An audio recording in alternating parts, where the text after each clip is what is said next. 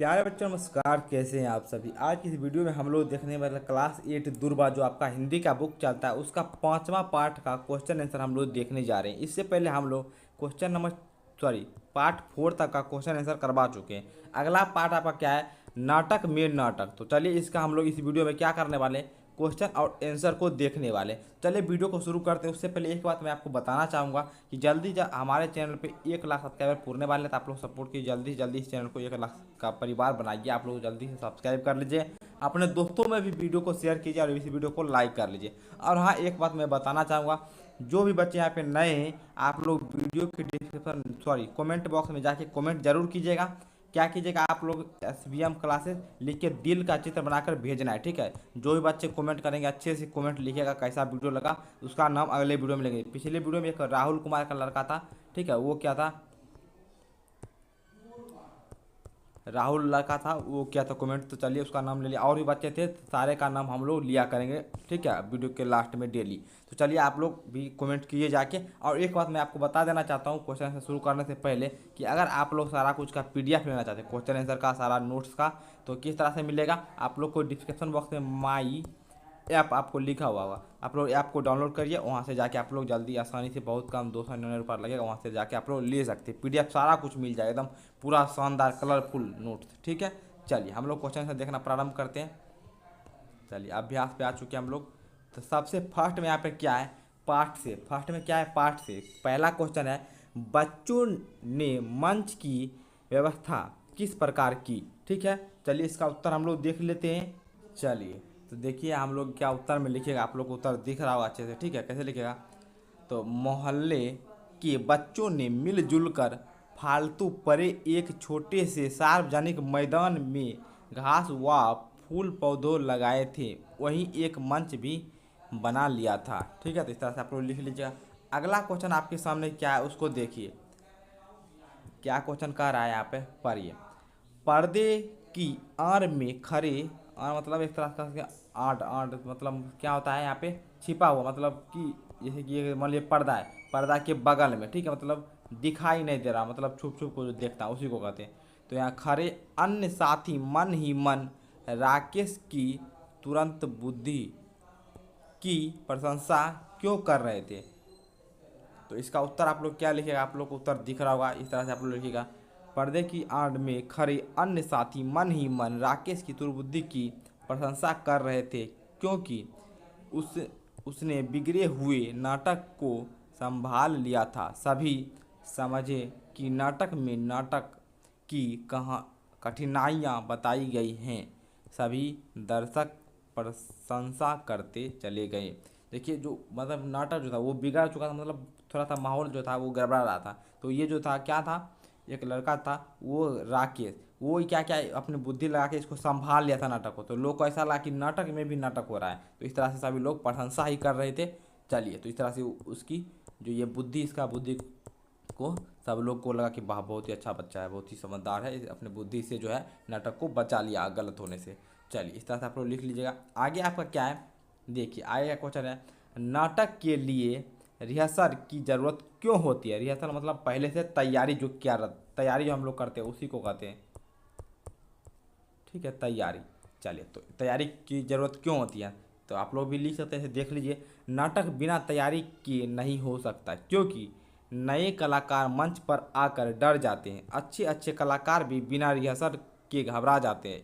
उन्हें पता नहीं चलता कब क्या कहाँ और कैसे बोलना है। रिहर्सल में नाटक की इन्हीं महत्वपूर्ण बातों की चर्चा होती है। रिहर्सल मतलब वही होता है, क्या क्या बोलना है सारा कुछ आपको पहले पर्दा के पीछे सिखाया जाता है, सारा कुछ आप लोग को पहले से करवाया जाता है, ट्रेनिंग दिया जाता है। तो इसी तरह से आप लोग पहले से जो रिहर्सल करके जाते हैं तो उनको पर्दा पे दिक्कत नहीं होती है, और जो रिहर्सल नहीं करेंगे तो काफ़ी सारी दिक्कतें होंगी। तो इस तरह से आप लोग लिख सकते हैं। चलिए हम लोग आगे बढ़ जाते हैं। अब देखिए बच्चा जी, यहाँ पे क्या है, नाटक की बातें। तो यहाँ पे देखिए नाटक की बातें, यहाँ पे कौन नंबर, हम लोग क्वेश्चन को डायरेक्ट देख लेते हैं। क्या है, ऊपर के वाक्य में नाटक से जुड़े कई शब्द आए हैं, जैसे अभिनय, कलाकार और मंच आदि। तुम पूरी कहानी को पढ़कर ऐसे ही और शब्द की सूची बनाओ। तुम इस सूची की तालिका इस प्रकार बना सकते हो, जैसे कि क्या है, व्यक्तियों या वस्तुओं का नाम और काम। जैसे कलाकार मंच, ये अभिनय करेंगे, तो इस तरह से नाम देना इधर, और काम देना। इधर किस तरह से आप लोग लिखिएगा देखिए। चलिए तो बच्चा जी आप लोग कैसे लिखिएगा, जैसे कलाकार मन था तो अभिनय आप लोग भारत की किताब से, चित्रकार यहाँ पे है जो पेन टूटे तो चित्रकारी, उसके बाद संगीतकार, ठीक है, तो इसमें लिखिएगा स्वर लहरी, उसके बाद राकेश कुर्सी डायरेक्टर, उसके बाद क्या है आप लोग को दिख रहा होगा शायद मोहल्ले वाले, तो दर्शक जो भी लोग थे आए थे मोहल्ला से उसको दर्शक थे, तो आप लोग एक बार अच्छे से देख लीजिए। चलिए तो इस तरह से आप लोग पूरा अपना जो है होमवर्क है आप लोग कंप्लीट कीजिए। चलिए हम लोग आगे बढ़ते हैं।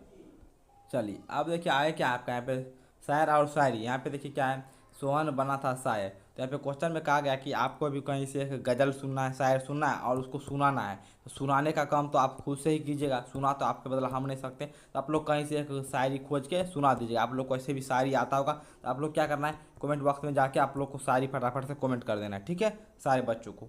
चलिए आगे क्या है, तुम्हारे संवाद। आप देखिए इसमें क्या करना है उसको हम लोग देखते हैं। देखिए यहाँ पे कुछ संवाद दिया गया है, देख लीजिएगा। उसका क्या, अगर तुम श्याम की जगह पर होते तो अपने मन से कौन सी संवाद जोड़ते, लिखो। तो आप पढ़ लीजिएगा और बताइएगा आप लोग श्याम की जगह होते तो आप क्या करते। हम होते तो हम दूसरा करते, कोई बच्चा और होता, मान लीजिए यहाँ पे 10 बच्चा है तो 10 को अगर दिमाग में अलग अलग बातें आएंगी तो आप लोग खुद से लिखिएगा आप क्या सोचते हैं, तो उस तरह से आप लोग भर लीजिएगा, ठीक है। चलिए अब हम लोग क्या करते हैं, आगे बढ़ जाते हैं और आगे का उत्तर आप लोग को बताते हैं। देखिए जो भी लिखने वाला होगा सारा काम लोग बताएंगे, ठीक है। आगे क्या है, सोचो ऐसा क्यों, नीचे लिखे वाक्य पढ़कर प्रश्नों के उत्तर दो। राकेश को गुस्सा भी आ रहा था और रोना भी। तो कॉम में क्या है, तुम्हारे विचार से राकेश को गुस्सा और रोना क्यों आ रहा होगा। राकेश मंच सॉरी, तो यहाँ पे जो यहाँ पे ये वाक्य दिया गया है उससे क्वेश्चन बनाया गया है और सोचकर आपको उत्तर देना है। फिर ये अगले का है तो हम इसका उत्तर पहले देख लेते हैं। देखिए यहाँ पे क्वेश्चन तो है और आपको क्वेश्चन तो यही था, ठीक है। आप लोग को उत्तर यहाँ पे दिख रहा होगा। उत्तर देखिए सारे बच्चे कैसे लिखिएगा, उत्तर आप लोग लिखिएगा। राकेश को गुस्सा इसलिए आ रहा था क्योंकि वे लोग ठीक से अभिनय नहीं कर रहे थे, और रोना इसलिए आ रहा था क्योंकि उसकी मेहनत बेकार जा रही थी। गुस्सा इसलिए आ रहा था राकेश को क्योंकि जितने भी लोग वहाँ पे मतलब अभिनय कर रहे थे, मतलब नाटक कर रहे थे, तो वो मतलब ठीक से कर ही नहीं रहे थे। और रोना इसलिए आ रहा था कि इनको लग रहा था कि सारा मेहनत मेरा जो है सारा बेकार हो जाएगा, सारा किया धरा जो है सारा कुछ डूब जाएगा, इसलिए इनको रोना भी आ रहा था। अब देखिए आगे में आपका क्या है, देखिए आगे है, राकेश मंच पर पहुंच गया, सब चुप हो गए, सकपका गए, ठीक है, सब चुपचाप हो गए, एकदम पूरा सा शांत हो गया माहौल, ठीक है। तो यहाँ क्वेश्चन क्या है, तुम्हारे विचार से राकेश जब मंच पर पहुंचा बाकी सब कलाकार क्यों चुप हो गए होंगे। लिखिएगा, राकेश नाटक का हिस्सा नहीं था इसलिए जब वह मंच पर पहुंचा बाकी सब कलाकार चुप हो गए, उन्हें इसका कारण समझ नहीं आया। एकाएक जब राकेश जो वो जब मंच पर पहुंचे तो क्या हुआ, जितने भी अभिनय जो कलाकार अभिनय कर रहे थे यहाँ पे नाटक कर रहे थे सारा हक्का बक्का रहा, क्योंकि उनको पता था कि राकेश तो कलाकार का कोई मतलब कलाकार है ही नहीं, मतलब जो नाटक का कोई भी पात्र जो है, ठीक है, नाटक का पात्र होता है वो राकेश नहीं था, इसलिए वो सब हक्का बक्का रहे, ये कैसे आ गए यहाँ पे मंच पर, ठीक है। तो इस तरह से आप लोग लिख सकते हैं। चलिए अब हम लोग आगे बढ़ते हैं। अब देखिए अब आए क्या है, आगे का क्वेश्चन देखिए, दर्शक सब शांत थे भौचक्के थे, दर्शक भौचक्के क्यों हो गए। इसका उत्तर में लिखिएगा, वही राकेश जब गए थे तो आप लोग लिखिएगा, दर्शकों को लगा था कि नाटक खराब हो गया है परंतु राकेश ने आकर उसे संभाल लिया था, तो उन्हें लगा कि नाटक में ही नाटक है, इसलिए वे शांत और भौचक्के हो गए और काफ़ी प्रशंसा भी किए, ठीक है। अब देखिए अब आगे आपका है, मैंने कहा था ना कि रिहर्सल में भी यह मान कर चलो कि दर्शक सामने ही बैठे हैं। तो यहाँ पे राकेश का ही है, तो इसका देखिए क्वेश्चन क्या है, राकेश ने ऐसा क्यों कहा होगा, तो ये राकेश ही कहते, तो राकेश ने ऐसा क्यों कहा होगा इसका उत्तर बताना है। राकेश ने अपने कलाकारों को समझने के लिए ऐसा कहा परंतु इस तरह कहा कि ऐसा लगा मानो यह नाटक का ही हिस्सा हो, उसने ऐसा कहकर नाटक को संभाल लिया, ठीक है। तो इस तरह से आप लोग उत्तर लिख सकते हैं। चलिए हम लोग आगे बढ़ जाते हैं।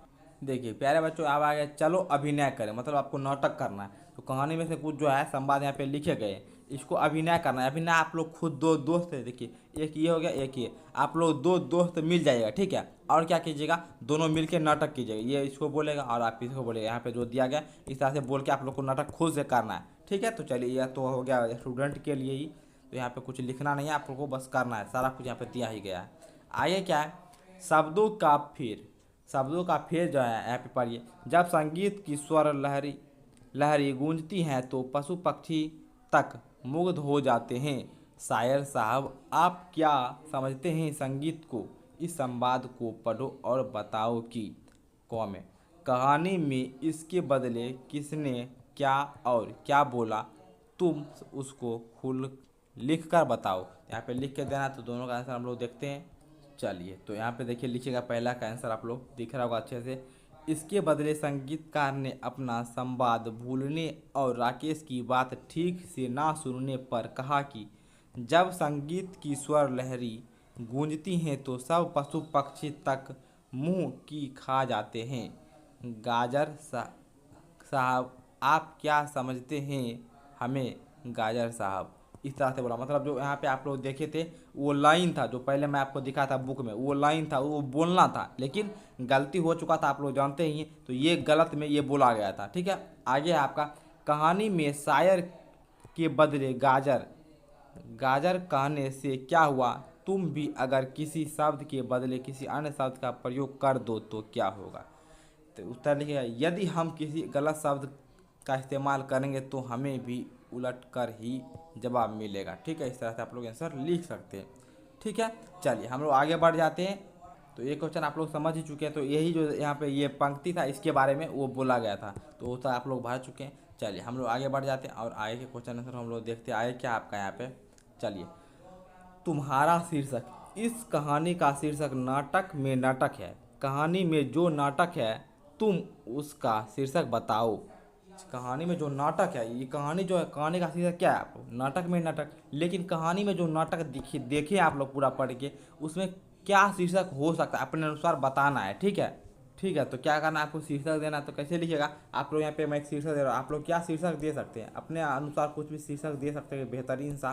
क्या तो इसमें ले सकते हैं रिहर्सल, ठीक है। आप लोग क्या लिखिएगा, रिहर्सल, ठीक है। तो मैं यहाँ पे लिख दे रहा हूँ, आप लोग लिख लीजिए